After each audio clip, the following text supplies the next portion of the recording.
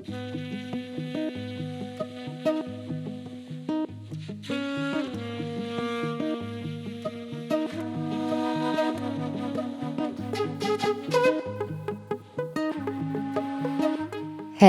and welcome to the podcast From There to Here, where we dive into conversations with people who know what it takes to rebuild a home away from home.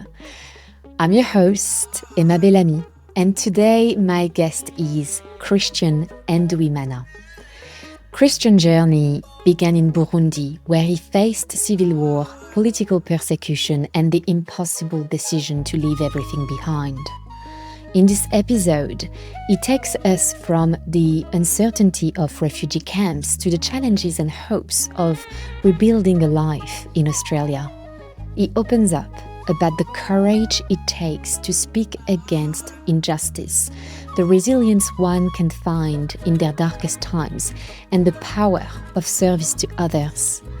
Get ready for a powerful conversation about survival, transformation, and what it means to start over as a refugee.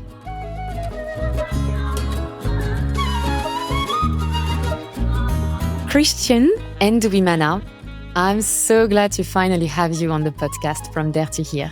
Hi, Emma. I'm so happy to be here, and thank you so much for having me on your podcast. Well, I'm very, very glad. So to give the audience a bit more context about your story, you are originally from Burundi and escaped the civil war over there when you were only 21. You arrived to Australia as a refugee after spending 3 years of your life in a refugee camp in Uganda. I obviously have a lot of questions about your journey, but why don't you start by sharing with us what motivated you to share your story with us today? You know, what is it that you want people to take away from it? I think my motivation to share my story today, I think roots from the fact that I've been inspired and motivated by other people's inspiring stories. And I think the least I can do is to share my personal experience for someone who is maybe still on the same journey I took a few years ago. Also, for anyone in a situation where they think, oh my God, what can I do? It's really just like if there's something I want people to take away from this conversation is hope, just to be hopeful Yeah. and to have that ability, I think, to make an extra step. And that's what I believe really defines people. And I'm going to start with this saying. I forgot the person who said this, but it was like, don't be afraid of hardship because sometimes they give you the ability to endure. And endurance is not the ability to, bear hardship, but also to turn into glory. Today, I think I just want to share a message of hope, especially for those who are doing tough. Yeah. It's so hard to think about it when you are living the hardship, but then the hardship can be a catalyst for growth. And once you look at it retrospectively, you realize that it actually brought so much to your life. I'd like to approach your story in a chronological way, starting by your life in Burundi before you had to flee. There was a conflict between the Hutu and Tutsi communities. So how did that conflict impacted you personally or, your day-to-day life over there? Yeah, that's a very good question. So I was born in Burundi. For those who don't know, unfortunately, Burundi now is the world's poorest country. Mm, And that's really sad because Burundi has, I think, since the end of colonization, Burundi has never experienced peace. So there were just like moments of peaceful transition between powers, but Burundi has never experienced peace. And I think the story of Hutu and Tutsis, they're more of like political like issues because at the community level, like where I was born, for example, I saw a sense of strong community cohesion, just embracing the diversity and just people living together, knowing that your neighbor, you may need him at any given moment. I've shared this before. I grew up in a community where there's a state of interdependence. I think many people now are quite familiar with this concept called Ubuntu. You are because I am. So without you, I cannot exist. It's just trying to see and to mirror my own existence through my neighbor. You are a precious being to protect. Harming you will indirectly harm me. But that may not make sense because when I was in Burundi, thousands of people were decimated for having long noses, for example, for being a Tutsi or for being a Hutu. There were like political motivation. People were supposed to encourage community cohesion, to embrace one another. I think they were just doing everything they can or they could to sow division. You may be familiar with the theory divide in order to reign. That's what happened. At leadership level, Burundi was failed by those people in power who were supposed to protect it because they were just setting community members against each other.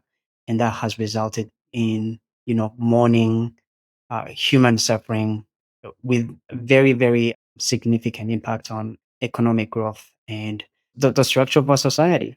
And that really, I think, to give you a context of the Hutu and Tutsi, it started from the pre-colonial era. Burundi, when you listen to, our elders in our communities, they'll tell you that those ethnies were always there, but they were based on activities. So Tutsis in Burundi, they were just like shepherds. They had cows, and Hutus were just doing labor, like, farming and stuff like that. It was based on activities. And social class. Yeah, it's not well known, but there is another ethnicity, like ethnic in Burundi called Batwa. Oh. So those are people who are more interested in making, pots using clay. And back then, I think everyone was so happy. They had one king. There was no king for Batwa. There was no king for Bahutu or Tutsi. They served one king, and it was one of the best and the most structured societies. So when colonization started under Belgium colonization, it was very hard to penetrate, to colonize those well-structured societies. So they started really, dividing those people. They started saying, okay, the Tutsis were very smart people. They were more involved in leadership activities. But it was not true. It was not true. There's just like other ways of like, dividing, the terrain and to penetrate those very well organized societies. So when that colonization ended, then I think they were just like a struggle for power. That's what I can say. So Hutus started really like trying to exterminate Tutsis. But Tutsis, they were in power, so they were trying to fight for their survival. In Burundi, it was the same in Rwanda. I should mention that Tutsis in those countries are minorities, and some of them have all the power. Like talking about military, I think Hutus started trying to overthrow those minority governments, and that's when a lot of killing started because Tutsis were saying, okay, if we leave power, what happened in Rwanda is going to happen in Burundi. You have like both sides giving different stories. And that was at political level. At the community level, some people were buying for that, were falling for that trap, and they started killing each other. For example, you hear stories of like thousands and thousands of Tutsis or Hutus who were massacred. Or you had like, politicians calling the followers to exterminate this particular ethnicity. Then from 2005, I think some rebel groups or armed groups, which were composed of mainly Hutus, accepted to put their weapons down and started political parties. I was very young at that time, but everyone was so happy, to see that, okay, at least fighting is going to stop. But when Burundians started seeing that the problem is not about ethnic conflict. It's about political leaders who really want to stay on power by sowing those divisions. I think Burundians started saying, the problem is not about Hutus and Tutsis. It's about political leaders wanting to stay on power, and they can only do that by sowing division. And I remember there are reports of thousands of people who are fighting for so-called democracy. They were being killed by their fellow fighters who are now on power. And those killings were just politically motivated. Until I think 2010, the government that came to power in 2005, it became a killing machine, a killing machine. You could see, I think, on the news and everywhere, you could see, oh, breaking news, Mr. X is taken by these people, and they can even name those names. And the next 2, 3 hours, they found a dead body here, a head in a toilet or somewhere. Like those are the calm stories. And Burundian people, what they did, they gave nicknames to those leaders. I don't know if I can translate them, but they're just nicknames given, I think, based on just how many and how brutal like, their killing style was. And I can give you even like the prime minister. I think it's equivalent to the prime minister, the title, but it should be like premier ministre, quoi, in French. He has a nickname called Ndakugalika, which means I'll coldly kill you. Like that's what the nickname translates to. And if you read reports by Amnesty International, Human Rights Watch, they'll tell you how many people were killed and how that name was cited. But he's now the prime minister in Burundi. There are many names I can give you. Just it doesn't make any sense. That's the context I grew up in, and we had to be careful because when I was growing up, there were wars and civil wars everywhere. Everyone in that country was subject to mistreatment. Even I think to grow up and just like become an adult, it was a mere chance because there were like chances of being detonated by landmines or being kidnapped by armed forces. So until today, Burundi has suffered significantly from lack of leadership. Even International Criminal Court has cases against those people, and they are in power. Wow. So you became a target of the Burundian regime, right? So why is that? In a country run by criminal leaders, and I'm saying this now because I can tell you I was a student with zero interest in politics, zero interest. You will say, why would an ordinary citizen like me become a target? It was a choice. So I think it was a personal choice. And sometimes I say, did I put myself in this because I had the right to shut up and ignore everything and maybe just like pretend that everything's okay? But being a student, I see cases of extrajudicial killings, dead bodies of your classmates on the street because there is a government, there is a president who is on power, whose mission should be to protect the lives of civilians. But he made a decision, I think it was in 2015, to stay on power while the opposition was saying the constitution says they shouldn't serve 3 terms in office. And that's why a civil unrest like started in 2015 and the people were on the streets. But I think it wasn't just the constitution. Most Burundians, I think, they haven't read the constitution. They are not familiar with this constitution. I think it was the suffering. It was the suffering. They were just like, living a life, a hopeless life, desperate life. Even being a student and trying to serve your community. And you see a government heavily invested like in exporting arms, police being deployed to target civilians for the sake of keeping power. In one of the poorest countries, you go to our hospitals, doctors without any equipment, but you see military tanks and these machine guns circulating on the streets. And we know those weapons, they are there to target Burundian because there was no country that was threatening to invade Burundi. Those weapons were being used on Burundian people. I think that's when people got so angry. And I think I'm going to do something that I haven't done before and name one of the victims. I think many people recognize him, especially those who are listening from Burundi. His name was Elmes Nduwimana, a very young man, a very brilliant medical student who was killed. People know who took him, and he was killed. One of the best minds, the most brilliant young man, brutally massacred. I saw and witnessed extrajudicial killings, even Mm. doctors being forced to sign death certificates so that patient can be executed. So those are things that I try to document and that I couldn't witness and just shut up. you cannot be indifferent when another human being is suffering.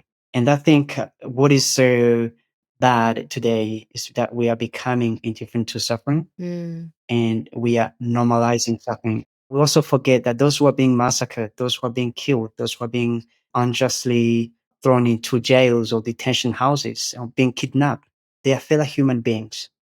I think sometimes we forget that, we are human beings.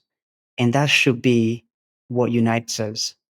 Yeah, really, that's, I have so much to talk about, but that's how I became a target. And it was really refusing, refusing to remain indifferent, to remain silent in the face of persecution, massacres. Imagine having a dream to become a doctor and doing everything, studying to become a doctor, and you see a fellow human being killing thousands of people. Where would you get that motivation from? Say, wearing a stethoscope to save one life when there is a machine gun that can kill thousands in no time? Back then, I think I refused to shut up because I know there are people who even shut up. They didn't say anything. I think this reminds me of I think it was a German pastor said that, when they came for the Jews, I didn't speak up. And when they came for this group, I didn't speak up. And then when they came for me, nobody was there to speak for me. Anyway, just speak up. So that's why I think I became the target and I paid a heavy price, but I think it was worth it. On the price you paid, you had to leave your country at 21 without anyone in your family. Well, I even read that you left without a backpack, like you just took off yourself on your own. Do you remember that day where you left everything behind? Thank you for asking me that question. This reminds me of a poem, I think, called Home by Warsan Shire. He's a Somali British poet. He said that you never leave home until home has become like a shark and is about to swallow you. And really leaving Burundi and leaving my parents, siblings, leaving the place where I grew up and I was, attached to, leaving my father and whom I will never see again. Actually, I think shaking hands I didn't know that was the last time I was going to shake hand with him. Leaving everything, all those dreams, everything you worked for the last 21 years, Mm. you said without even a backpack, like nothing, not even like a back, like what about your identity? Even a simple document that can say, this is who I am. So basically, at the age of 21, you are becoming a nobody. But this is when I think life should be precious to anybody because all those things, I was able to leave them behind because nothing at that time was more precious than my own life, than my own breath. And that's why even like my parents to push me out, my father to decide like you have to go, and the way I escaped and how many, assassination attempts I escaped. My take home message was there's nothing more precious than life. And this is what I can tell to everyone who's suffering, whether those is people in, war-torn countries, everywhere. I think there's nothing more precious than life. If you can still breathe, if you have breath, I think you still have the most precious thing and really protect it. Stick to it, like really, really hold on to it. So leaving Burundi, I think for me, it was a testimony that breathing, having, being alive, no matter what. Did you feel in the moment this sense of, I think gratitude is the wrong word, but yeah, kind of gratitude of being alive, or were you somehow overwhelmed by grief as well and pain? Like, do you remember how you felt when you left? Like, were you able to be wise in the moment, or I know I wouldn't have been able to be wise in the moment. I think I would have been devastated personally. I think there is no worse feeling than when you step into the unknown, when you don't even know. what 2 seconds of your life hold for you, and you have that fear, and it just is a survival, I think, way. You know that, okay, you have to do this. And when you are still in the process of escaping, and you know that any mistake, when you get caught or noticed, you don't fear death. You fear what it takes for you to die. You fear the process of dying, because you know when you get caught by those people. One of the most horrible things, that I have never thought that a human being can do this. There's a guy, he used to take young men, and being motivated by that ethnic hate, taking a container. He was an officer in the Burundian army. Well not documented cases where he took dozens of, not dozens, even hundreds of young men. He put them in a container, and he asked his soldiers to heat up, to start a fire on that container and with human beings inside. And then what he did, he released them so they can go back for other people to see what he can do. There is also a side of relief when you make it to the other side. People don't realize that being a refugee is a journey. It's a journey of despair and then hope. It's a journey. I think it is like a roller coaster of emotion, but it's that relief when you escape your own country. And what is sad is when I think about my fellow Burundians. My fellow Burundians could not let me live with them in my own country. In my own country. And it, even some of them wanting me to die. It's quite hard to understand. I think that has given me an ability to have a thick skin, not to be, sensitive to anything. For example, when you are a refugee, people will see you as useless. People will call you names. People will call you this and that. But when you know that you left your country because the person whom you share the same culture, language, values, even like norms, could let you live in your own place, in your own house.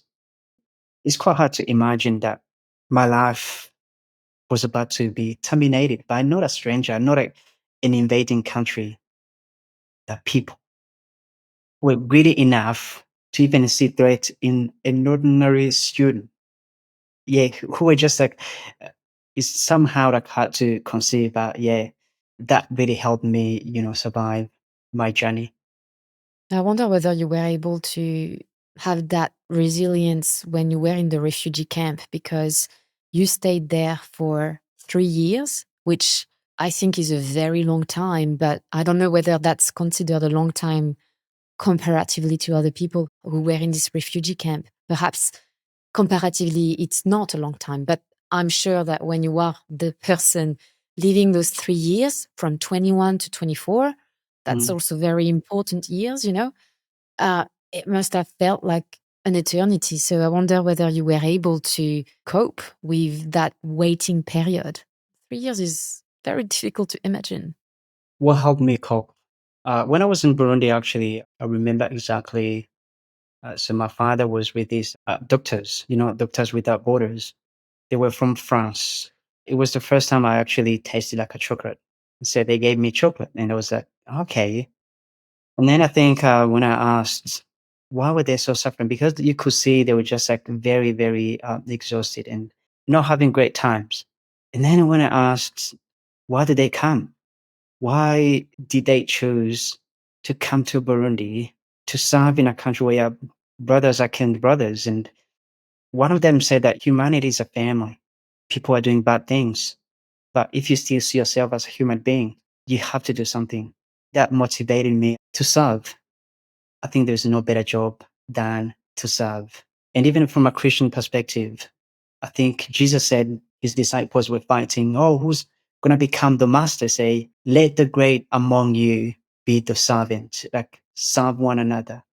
And I think a service driven life is what I have always aspired to. And I had this project in my mind, just be there and serve the poor, because there's so many great things I could do and I could see myself doing. But then in a refugee camp, I can tell you, I saw people refusing to die.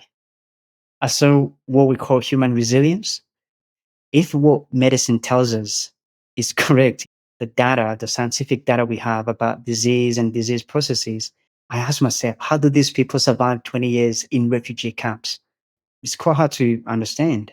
And then I think we started by saying why sharing our stories. We share our stories for others who are still on the journey. And I think this is where I say I've been helped by looking and observing how moms with babies in refugee camps refused to die and did everything they could with their resources, nothing. And I was like, wow, I start seeing myself. There's a lot I can do. I think I just say everywhere you go, no matter how bad you think your life is, you are better than someone.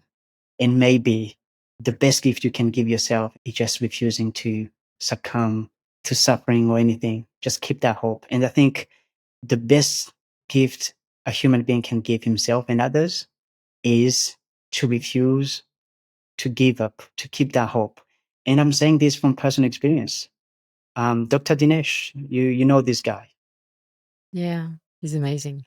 By refusing to give up his medical studies, he became my personal inspiration. And others, I share his stories with young people in refugee camps. Dinesh, by refusing to give up, it was good for him, but also for humanity. He gave himself that gift, but also at the same time, he was serving his community, his country, and the globe. And that's why I think I keep saying this. If there is a message that I have for those people in hospitals, in prison, like everywhere, like who are doing tough, please keep that hope. Give yourself that hope. I've been in a place myself where I was like, being hopeful was almost like a daydream. But in making that extra step, it may be even taking that drug that, that your doctor has prescribed for you. In just that small step, 1,000 miles starts with a single step. In every situation, like it may be like a disease process. It may be like you may have been given a diagnosis. It may be losing your job or anything. Just that extra step is the best gift you can give yourself. At the same time, is the best gift you can give to others, because when you overcome a hardship, you inspire. And that's why I think people like Dinesh in this country, I know you said we're going to approach this podcast in a chronological order. I don't want to jump ahead of myself, but looking and observing and learning from others, I learned how to say no. There is always something I can do. And I'm glad that my hope was revived and my journey did not crush my dream. I think it's like three ideas in what you said. There is the sense that you can be useful, so usefulness, the hope that you need to preserve, and not to give up and take one step at the time. And these are perhaps, interconnected, but I think they're all reinforcing the resilience you can have. If you can have those three things, I think you can go through a lot and, survive and cope with terrible things. Yeah, I really like what you've said. Obviously, when you were in this refugee camp, at some point you made the request to be a refugee and you were granted a humanitarian visa to come to Australia. And you arrive here. Do you remember what you felt or what you thought when you arrived in this country and you finally left that refugee camp? For me, I think I have to say this. It could have been one of the best experience ever, but I think I was a bit numb. I was in a state of mourning following the sudden death of my father.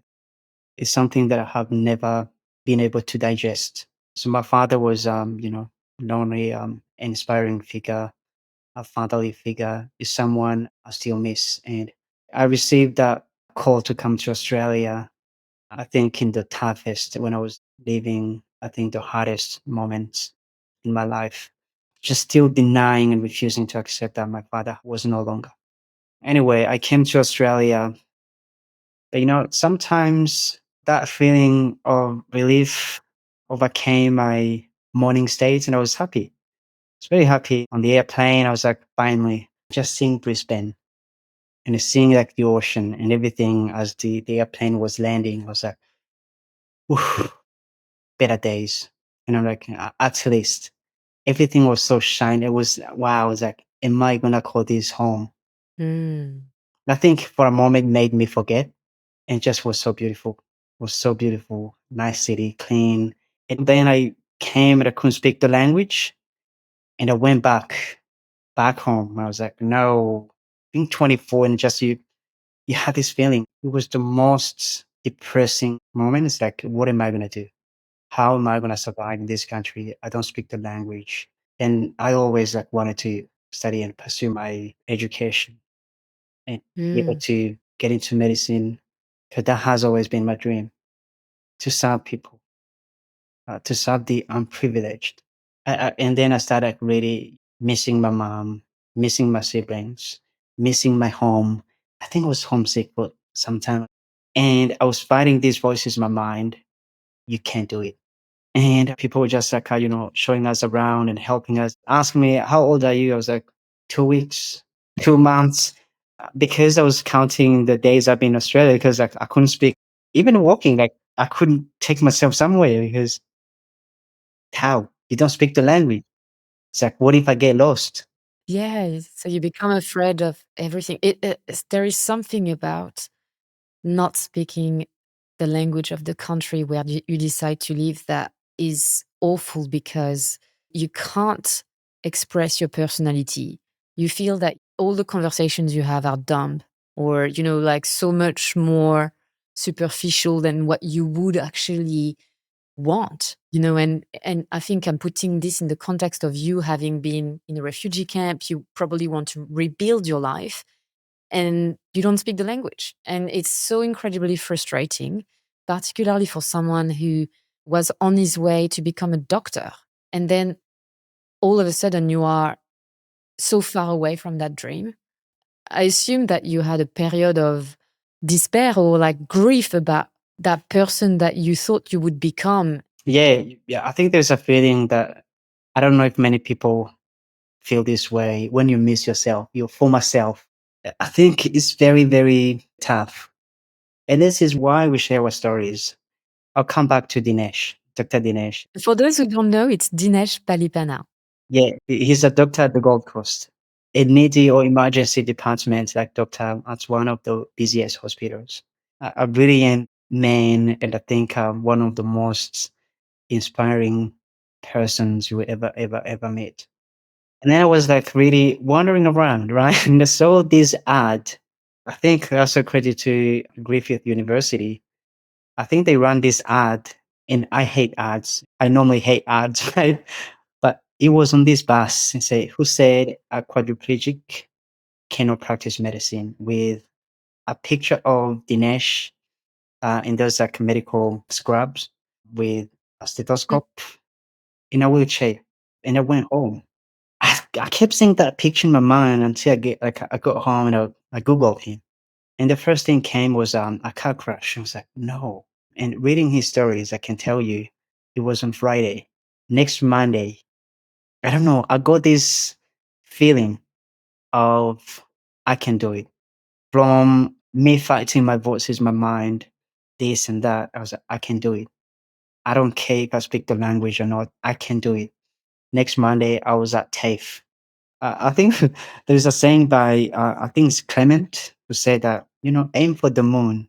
Even if you miss it, you may hit the star, right? And I went to TAFE. I was like, okay, I can start people as a nurse. And I couldn't speak the language. I was using Google Translation, memorizing those like lines, translating from French to English, and later gave me an exam to see if I can do it. The English part, oh, Google Translation, I almost got full marks. Numerical, I love maths. Maths does not have a language. French or English is okay. It's the same. Yeah. I did those, Yeah. and they gave me a place. I think that's when I said, wow, they gave me a place. Another reason to be hopeful. I bought a dictionary. I still have it. It is the oldest. I think all the papers have like Yeah. come apart. Like there's no But that dictionary, I read it, like, believe it or not, from A to Z. Google Translation. I stopped speaking any other language than English. Speaking to strangers, Mm, asking questions, yeah. many of them saying, "Oh, sorry, we can't hear you." Being frustrated, returning back, speaking to strangers, stopping people, Mm, just asking this, like, every way. And then I was doing my, I think my first trimester at TAFE, I was using like Google Translation, and some lecturers could call me in. Christian, what did you try to write here? Because it was pure French, right? They were saying like you really need to, work on your speaking. Like you need to speak as a nurse. I became confident. I wasn't afraid. I didn't care if I speak something correctly or not. And it was just like I'm opening up and speaking and speaking and speaking until I could make myself understood. yeah. And I was like, wow, I can do it. It's the perseverance, the repetition of, and being okay with making mistake and not having it perfect and be okay with that. But it's true that in the first phase, I remember, I don't know if you had that period, but I was ashamed of speaking because, when you have a person say, I don't understand you one time, two times, you feel stupid and you get embarrassed at yourself. And I think that once you stop being embarrassed and you laugh a bit at yourself, your language imperfections become a bit more irrelevant. You were absolutely right, because I remember just telling myself, let people laugh at you. When I became more confident, I was even asking questions in a classroom, and I could see really my classmate trying to understand what I said. But what was helping me, I was telling myself, hey, if you were to speak your mother tongue, do you think they can understand you? No, you're doing a great job. I was encouraging myself and motivating myself. If you speak French, how many people can hear you? See, you're doing a great job. And then until I started nursing, I was sent to placement. And after then, I think after 2 months, wow, I was very sharp, able to communicate, able to speak, able to write, able to not rely on Google Translation to try to make myself understood and to make a point, even participating in arguments. In nursing, they teach you the basics. And for me, I was going like, take an extra step, trying to go deeper. Why are we giving this medication? What is the mode of action? What is the mechanism, right? Yeah, you were thinking like a doctor. And guess what? I couldn't wait. Straight away went to UQ. Nah, I'm not done yet. And I was like, okay, how can I get into medicine? And the next thing I found myself doing was biomedical sciences. And really, again, because the purpose of this podcast is to inspire. I know there are young men there who are desperate and who think, okay, I don't speak this language, but do you have a point to make? Just go. Mm. Listen to your inner voice. It is telling you what you should be doing. I don't care how long it takes you. Just make that one step. Start today. Why? Why? Because I know you can start today. It feels like, it may feel like I'm, crazy, but do it anyway. I think the other thing I've learned is dreams are real. We have limited time as human beings. We are mortal, right? We are mortal beings. We die, we are born, and we have to die anyway, right? Who cares then? You have nothing to lose. Just go there and be you. Listen to your inner voice and keep going. Just keep going. Yeah, it's the golden thread for you as well. The your compass in a way. Do you think you will somehow become a doctor again in Australia? Is it on your list? What are your plans? Do you still have further dreams or? My dream has always been to serve people, and medicine is still the way, I think, the best way to serve people. I don't know if I've answered your question. Yes, you have. It is a project that will obviously take time. The education in Australia is very expensive as well. So it can take an enormous amount of time to be able to reconstruct yourself professionally here because of it. I don't know whether in Burundi education was free, but I know in France it was. So for me, transitioning to a country where you have to pay so much money to study is just so painful. I understand the logic behind it, but it's just, yeah, it's harder to rebuild yourself when you are an immigrant, and even more so a refugee, I assume. Yeah, back home, we used to have one of the best education systems. I think it started degrading and degrading and degrading. And I think now most Burundian young people, they can tell you they don't see value in education, which is very sad because when you have a corrupt regime, it corrupts everything. Everything just collapses. And most young people you speak to, they want to leave that country because it's becoming an open air like prison. It's a hopeless place now for young people. It used to be a well organized country. Even during the Civil War, things were better back then than they are today. That's why it's very sad. University, it was free. University was free. But now few people can afford that to go. It is still like kind of free, but who can afford it? Where do you live? For example, here in Australia, if you were to say, let's cut university fees and make rent unaffordable. Like make, for example, a rent like 10,000 a week. Where will you get students? Where will students live? So that's the situation. Mm. Now that we are back to talk a bit about Burundi, I wonder whether there is one aspect of your culture that you wish people knew about or that you wish people could embrace more fully.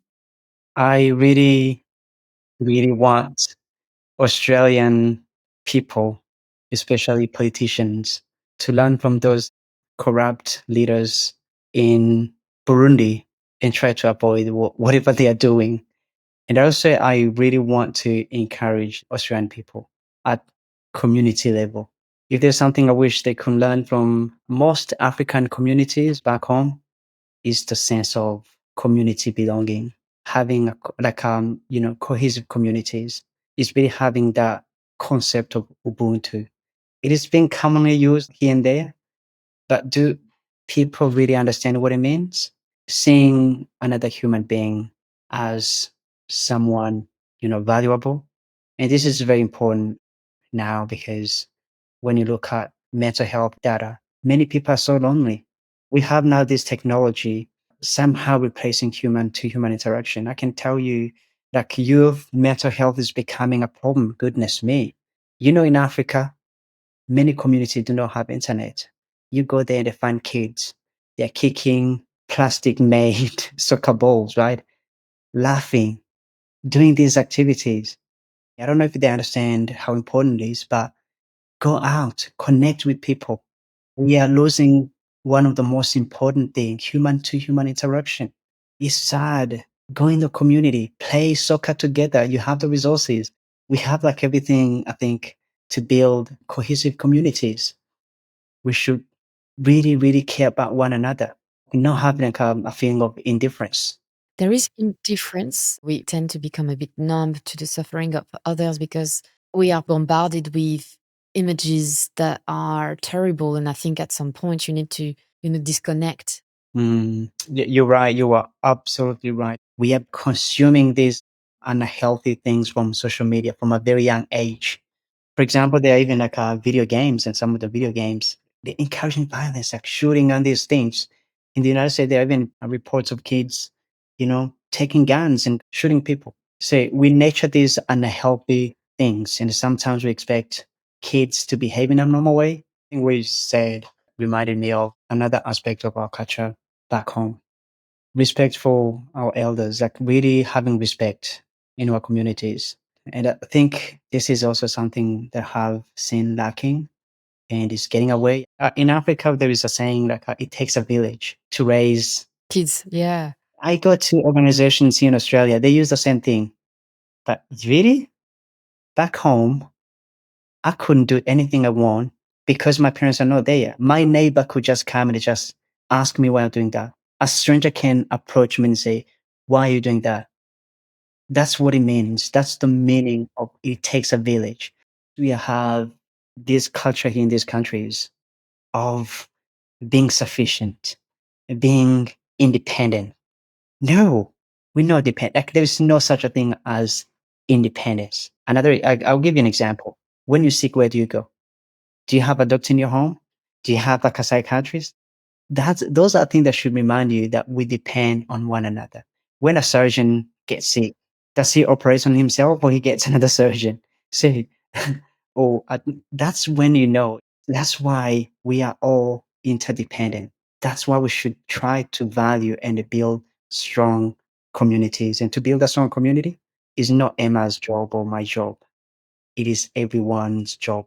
And to keep a community safe and to make it a worthy place for everyone is to really be aware of that interdependent state. Yeah. So give me a final word of wisdom that you would like to give to other immigrants and refugees who are struggling to rebuild their lives in another country. Listen to your inner voice.